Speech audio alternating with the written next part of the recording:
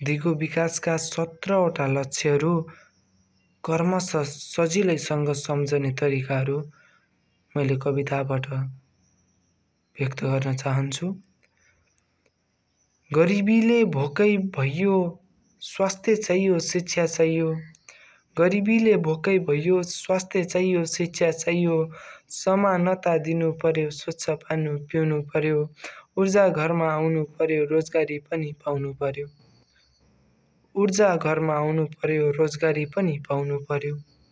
उद्योग खोली असमानता न्यूनीकरण गरी, उद्योग खोली असमानता न्यूनीकरण गरी, दिगो समाज निर्माण गरौँ उपभोग र उत्पादन गरी।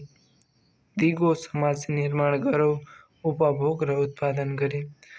जलवायु जलमुनि जमिनको माथि, जलवायु जलमुनि जमिनको माथि, शान्ति न्याय र लक्ष्य प्राप्तिका लागि गरौँ साझेदारी। शान्ति न्याय र लक्ष्य प्राप्तिका लागि गरौँ साझेदारी। गरिबीले भोकै भइयो, स्वास्थ्य चाहियो, शिक्षा चाहियो। समानता दिनु पर्यो, स्वच्छ पानी पिउनु पर्यो। ऊर्जा घरमा आउनु पर्यो, रोजगार पनि पाउनु पर्यो। उद्योग खोली असमानता न्यूनीकरण गरी, दिगो समाज निर्माण गरौँ उपभोग र उत्पादन गरी। जलवायु जलमुनि जमिनको माथि, जलवायु जलमुनि जमिनको माथि, शान्ति न्याय र लक्ष्य प्राप्तिका लागि गरौँ साझेदारी। पहिलाको गरिबीले भोकै भइयो भन्नेमा दुईवटा लक्ष्य, एक नम्बरमा गरिबीको अन्त्य र दुई नम्बरमा भोकमरीको अन्त्य। अनि दोस्रो लाइनमा स्वास्थ्य चाहियो, शिक्षा चाहियो। दोस्रो नम्बरमा स्वास्थ्य चाहियो, शिक्षा चाहियो। 3 नम्बरमा स्वास्थ्य र समुन्नत समाज।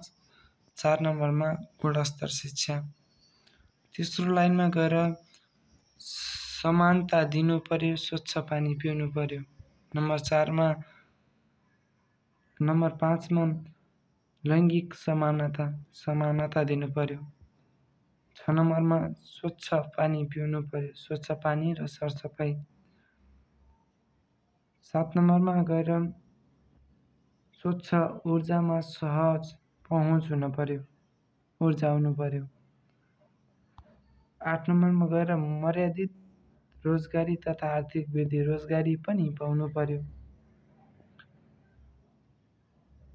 9 मा गएर उद्योग पूर्वाधार र नवीन सिर्जना, उद्योग खोली।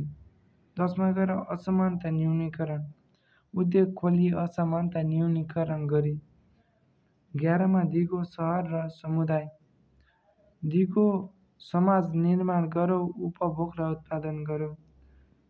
12 मा गएर जिम्मेवारी पूर्ण उपभोग र उत्पादन। 13 मा जलवायु। 14 मा जलमुनिको जीवन बीमा। 15 मा गएर जमिन माथिको जीवन बीमा। जलवायु जलमुनि जमिनको माथि, कस्तो मिलेको छ हैन। जलवायु जलमुनि जमिनको माथि भयो। अनि अर्कोमा 16 नम्बरमा शान्ति न्याय र सशक्त निकाय। 17 मा लक्ष्य प्राप्तिका लागि साझेदारी, जुन शान्ति न्याय र लक्ष्य प्राप्तिका लागि गरौँ साझेदारी। जलवायु जलमुनि जमिनको माथि, शान्ति न्याय र लक्ष्य प्राप्तिका लागि गरौँ साझेदारी। राम्रो छ। यदि मन पर्यो भने युट्युब च्यानललाई सब्सक्राइब गरी लाइक कमेन्ट र कस्तो लाग्यो यो सजिलो सम्झने तरिका वा कवितामा हामीले कुनै पनि वस्तु गीत कवितामा ढालेर पढ्यो भने सजिलो आउँछ जस्तो लाग्छ मलाई।